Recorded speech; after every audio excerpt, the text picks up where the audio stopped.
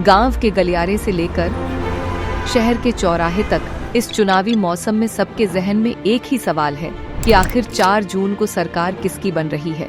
अगर मैं आपसे 4 जून के पहले ही बता दूं कि इस पार्टी की सरकार बन रही है तो आपको अतिशयोक्ति जरूर लग सकती है, परंतु हर बार की तरह इस बार भी देश के सभी टीवी चैनलों से लेकर आंकड़े क्या कह रहे हैं, अखबारों तक चुनाव के परिणाम रुझान के रूप में बताए जाने लगे हैं। सबके अपने अपने दावे हैं। Who's winning 2024? बीजेपी 400 पार जाएगी या 272 के लिए भी संघर्ष होगा। Will it be तीसरी बार for Prime Minister? In 2014, if you really took both the AAP and the Congress together. जी हाँ, हम बात कर रहे हैं एग्जिट पोल की। पर क्या आपको ये पता है कि एग्जिट पोल क्या होता है? और उससे भी बड़ा सवाल ये कि आखिर एग्जिट पोल के नतीजे कितने सही होते हैं और भारत में कौन सी एजेंसियां एग्जिट पोल जारी करती हैं और एग्जिट पोल जारी करने के क्या नियम होते हैं। आज के इस एपिसोड में हम एग्जिट पोल से जुड़े इन सभी सवालों का जवाब ढूंढने की कोशिश करेंगे। तो सबसे पहले बात करते हैं एग्जिट पोल की। एग्जिट पोल चुनाव के बाद किया गया सर्वे होता है जिसमें यह पता लगाया जाता है कि चुनावी बयार किस दिशा में बह रही है। इसके लिए मतदान के बाद पोलिंग बूथ से बाहर आने वाले मतदाताओं से सीक्रेटली उनके वोट के बारे में जानकारी प्राप्त की जाती है। इस सर्वे के परिणामों के आधार पर यह अनुमान लगाया जाता है कि चुनाव में कौन सी पार्टी या उम्मीदवार जीत सकता है। तो चलिए समझते हैं ये पूरा प्रोसेस कैसे करता है। और अब आपके जहन में ये भी सवाल आना लाजिमी है कि आखिर ये एग्जिट पोल किया ही क्यों जाता है, क्यों और कैसे किया जाता है एग्जिट पोल।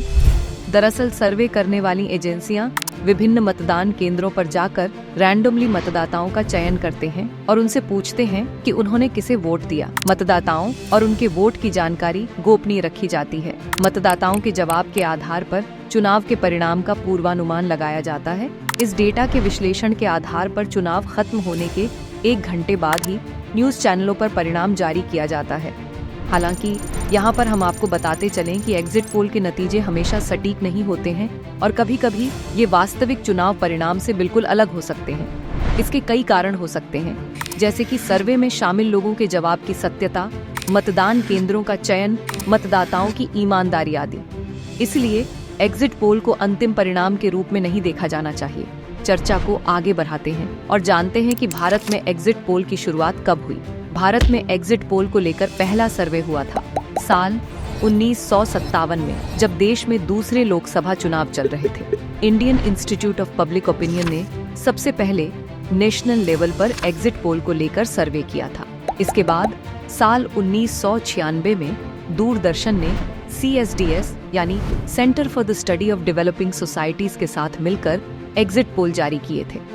वर्तमान समय की बात करें तो अभी 6 संस्थानों द्वारा एग्जिट पोल जारी किया जाता है। ये संस्थान हैं India today axis, CNN news 18 IPSOS, times now VMR, Republic जन की बात, रिपब्लिक सी वोटर और टुडेस चाणक्य। एग्जिट पोल के लिए नियम कानून। इन सवालों के अलावा हमको ये भी जान लेना चाहिए कि एग्जिट पोल जारी करने को लेकर क्या नियम और कानून होते हैं। Representation on of people's act 1951 के सेक्शन 126A के अनुसार वोटिंग खत्म होने के आधे घंटे बाद ही एग्जिट पोल जारी किया जा सकता है।